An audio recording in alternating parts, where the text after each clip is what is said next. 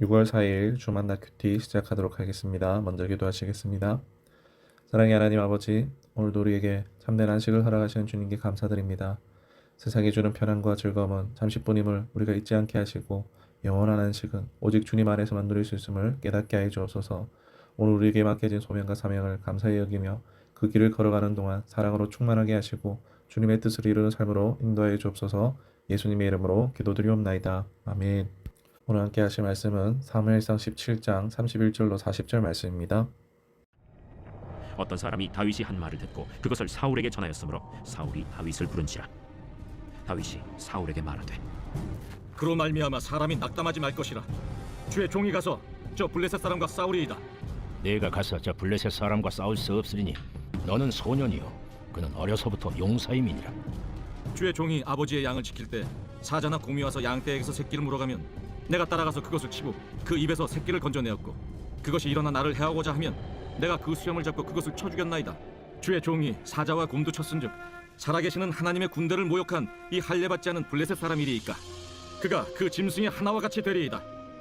여호와께서 나를 사자의 발톱과 곰의 발톱에서 건져내셨은즉 나를 이 블레셋 사람의 손에서도 건져내시리이다. 가라, 여호와께서 너와 함께 계시기를 원하노라. 이에 사울이 자기 군복을 다윗에게 입히고 노투구를 그의 머리에 씌우고 또 그에게 갑옷을 입히매 다윗이 칼을 군복 위에 차고는 익숙하지 못하므로 시험적으로 걸어보다가 사울에게 말하되 익숙하지 못하니 이것을 입고 가지 못하겠나이다.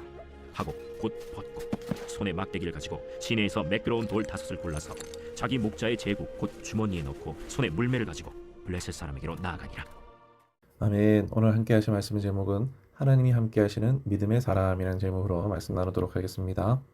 사울왕과 이스라엘 군대 전체가 골리앗 앞에서 두려워하고 있었습니다. 무기도 있고 군사도 있고 왕도 있었지만 그들 가운데는 하나님이 함께 하시는 한 사람이 없었습니다.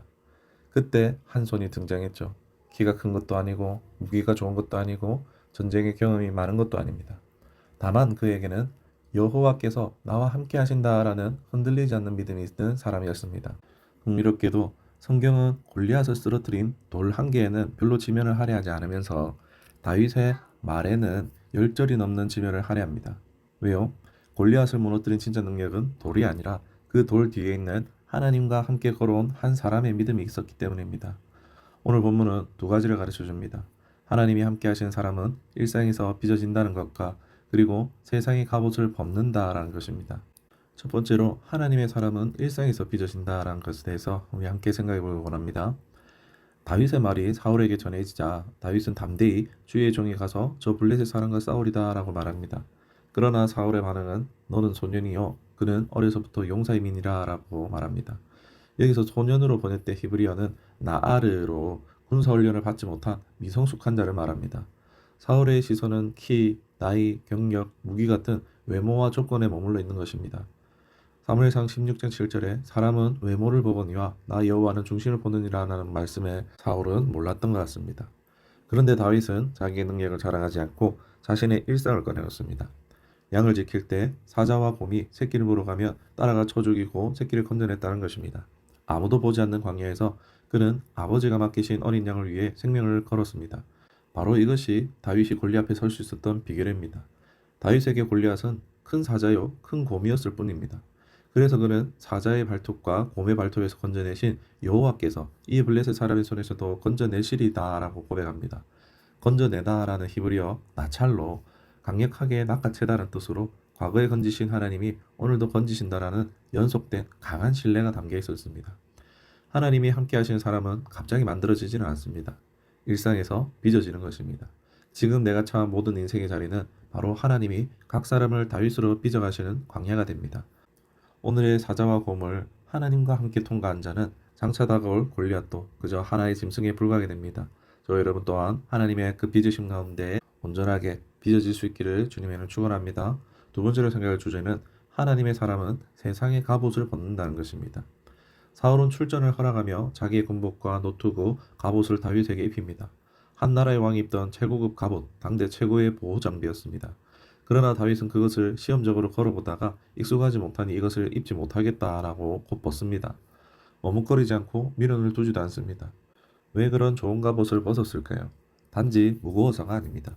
이 전쟁이 여호와의 전쟁이므로 세상의 방식이 아닌 하나님의 방식으로 싸워야 함을 알았기 때문입니다. 다윗에게 익숙한 것은 군복의 칼이 아니라 막대기와 물매, 곧 하나님과 동행한 양치는 들판이었습니다.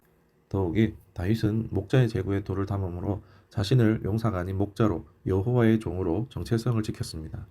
우리는 종종 사울의 갑옷을 입고 골리앗 앞에 나서려고 합니다. 세상이 인정하는 스펙, 인맥, 돈, 권력, 학력, 배경 등을 익숙하게 찾아 나섭니다. 단순하게 이것이 죄라는 말이 아니라 이것을 하나님 대신 의지할 때 도리어 우리를 짓누르는 익숙하지 않은 옷이 된다는 것입니다.